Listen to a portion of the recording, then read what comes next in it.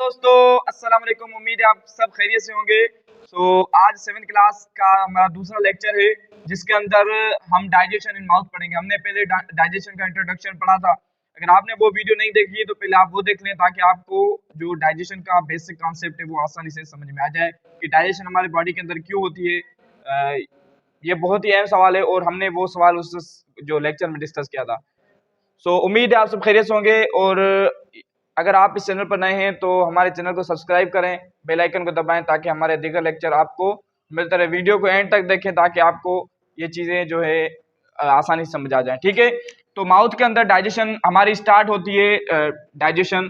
ठीक है, अब जैसे ही फूड मॉलिक्यूल माउथ के अंदर आता है, ठीक है, हमारा जो माउथ है, माउथ के अंदर हमारे टीथ होते हैं। ठीक है, और माउथ के अंदर सलीवा होती है।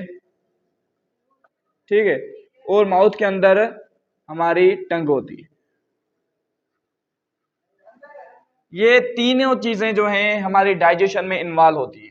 अब टीथ का क्या काम होता है? Grinding, sorry chewing. ठीक है, ठीक है, च्यूइंग यानी चबाना। यानी हमारे जो टीथ होते हैं माउथ के अंदर वो फूड को चबाने के काम आते हैं।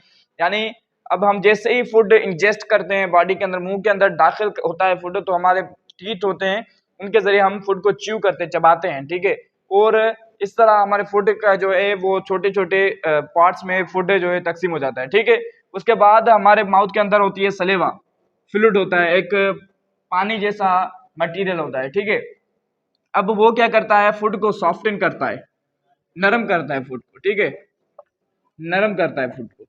ठीक है, उसके बाद हमारे मुंह के अंदर होती है टंग। टंग क्या करती है? फूड को ग्राइंडिंग करती है, फूड की ग्राइंडिंग करती है। ठीक है, ग्राइंडिंग करती है यानी फूड को इधर उधर जो माउथ के अंदर घुमाती है ताकि फूड के जो सलीवा है वो फूड के अंदर मिक्स हो जाए। यानी ये तीनों चीजें डाइजेशन के अंदर इन्वॉल्व होती हैं। अब जो टीथ होते हैं वो टीथ फूड को चबाने के काम आते हैं। यानी टीथ मैकेनिकल डाइजेशन करते हैं, फिजिकल डाइजेशन करते हैं। उसके अंदर टीथ के अंदर कोई केमिकल वगैरह नहीं होता। और इस तरह सलेवा देखें तो सलेवा एक केमिकल है।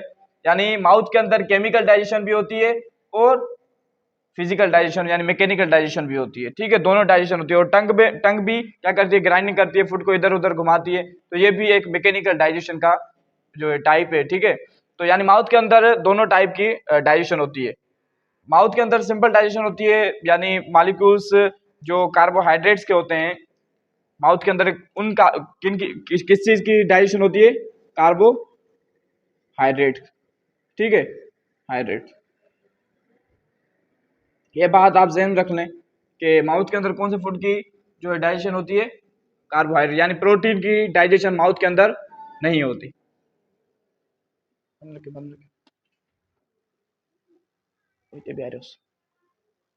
उसके बाद हमारा आता है एसोफेगस। ठीक है, एसोफेगस क्या है? ये एक फूड पाइप है।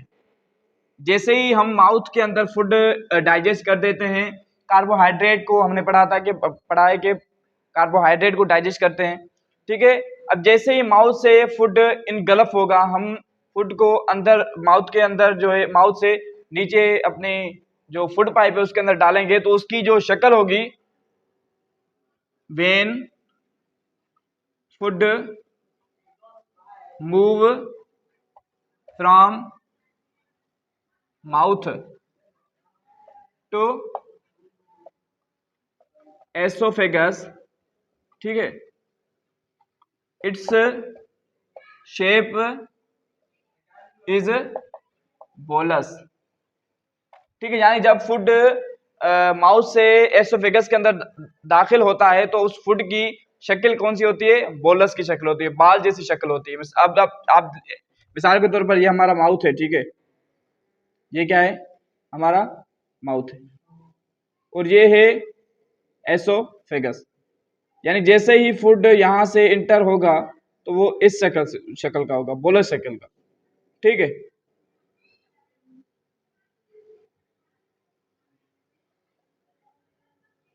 ठीक है। अब जैसे ही हमारा फूड इंटर होगा कौन सी शक्ल का होगा, ये बोलस बोलस जैसी शक्ल का होगा। और ये बात ज़हन नशील कर लें कि एसोफेगस के अंदर नो डाइजेशन नहीं होती, नो डाइजेशन। यहाँ पर ये बस एक पाथ होता है, ठीक है, ये एक रास्ता होता है। It is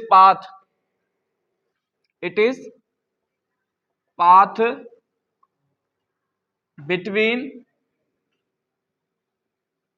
between mouth and stomach.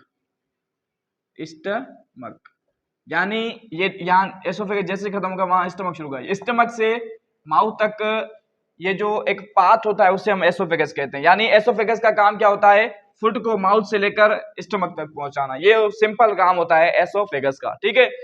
तो ये है कि काम जो है सिंपल उसका ये है कि फूड को वो माउथ से काम मूव कराता है एसोफेगस से। उम्मीद है आपको ये बातें समझ में आ गई होगी। अगर ये बात समझ आ गई है तो प्लीज सब्सक्राइब करें, लाइक करें, कमेंट करें, वीडियो को शेयर करें। और अगर आप इस चैनल पर नए हैं तो बेल आइकन को दबाएं ताकि हमारे दीगर लेक्चर आपको मिलते रहें। वस्सलाम, खुदा हाफिज़।